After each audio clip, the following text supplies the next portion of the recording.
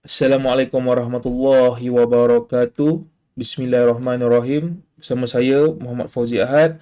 Kali ini perbincangan kita berkaitan dengan regenerasi UMNO dan dalam topik The Politic of Numbers. Politik ini berkaitan dengan nombor. Siapa yang ada nombor, siapa yang ada convincing numbers, dia yang akan memimpin. Dalam isu ini, seperti apa saya telah sampaikan sebelum-sebelum ini, bagaimana ideologi untuk meletakkan akar umbi UMNO itu seramai-ramainya dengan orang muda untuk kita meletakkan pemimpin muda untuk memimpin. Saya ingin sharekan sebuah video daripada temu ramah YB Khairira Abu Zahar. Ini bukan maksud saya cuba menyokong mana-mana, cuma apa yang disampaikan oleh beliau kita ingin kupas dengan lebih terperinci. Mari kita saksikan. Imam menyatakan wanita muda ini hanya bantu saja, tukang tolong saja parti, tukang isikan je ruang kosong dan sebagainya. I think we need to put that aside. Dan juga yang paling penting, kadang-kadang soalan tu datang daripada di kalangan puteri sendiri, iaitu mahu ke orang lama ni bagi peluang kepada puteri-puteri ataupun orang muda. So soalan itu pun kalau tanya saya kena buangkan juga, kerana peluang akan datang. Tapi kita tak boleh tunggu. Kita kena cari. Okey. Itu telah disampaikan oleh YB Khairira. Ada 3 perkara dalam apa yang disampaikan oleh beliau, iaitu berkaitan dengan potensi bakat pemimpin muda itu sendiri.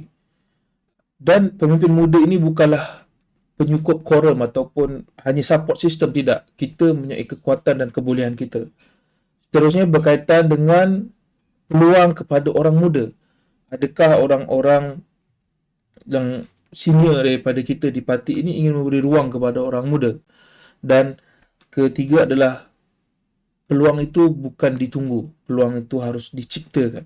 Okey, apa yang saya nak sharekan dan saya nak kupas di sini, ini ada satu persamaan apa yang saya nak cuba sampaikan.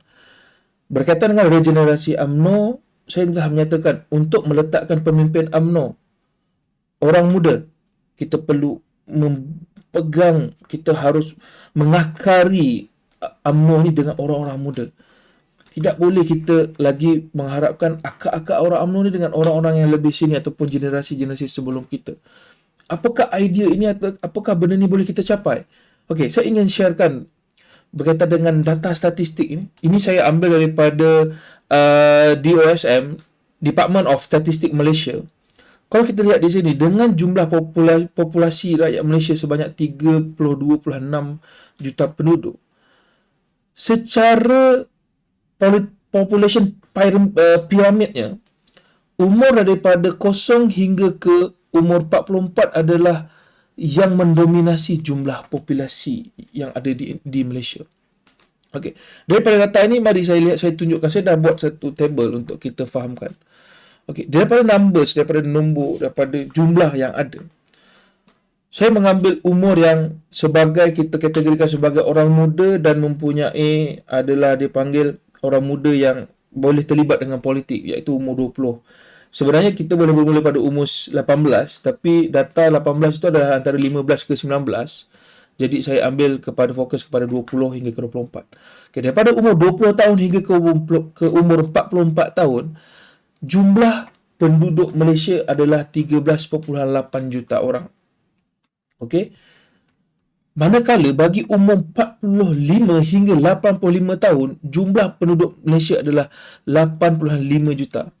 Okay. Secara data peratusan, jumlah orang muda, jumlah generasi yang ini saya kategorikan sebagai generasi X dan generasi Y, sebahagian generasi Z, itu ada 42.2% berbanding dengan jumlah yang ada pada generasi sebelum kita, iaitu 25.99%. Ini kalau kita ambil kira bahawa kita mengkategorikan umur 45 tahun hingga ke 50 tahun itu masih di kategori generasi sebelum ini. Jika kita keluarkan dari situ, kita keluarkan di sini, kalau kita kira ada 1.9 dengan 1.6, total boleh jadi lebih kurang 3.5 juta. Hanya tinggal sekitar 5 juta saja lagi. Jadi, untuk memegang akar umbi ini, seharusnya kita golongan muda tidak akan bermasalah. Kerana kita ada numbers. Pengundi muda ada nombor. Dengan nombor yang kita ada, pastinya kita dapat mendominasi jumlah-jumlah ahli UMNO ini.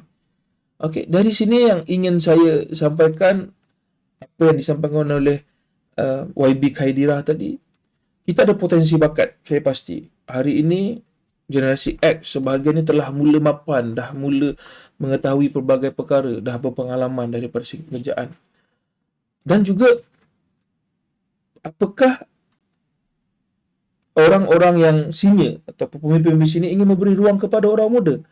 Dengan ideologi yang saya sampaikan, kita harus pegang akar umbi dari bawah, dari cawangan ini.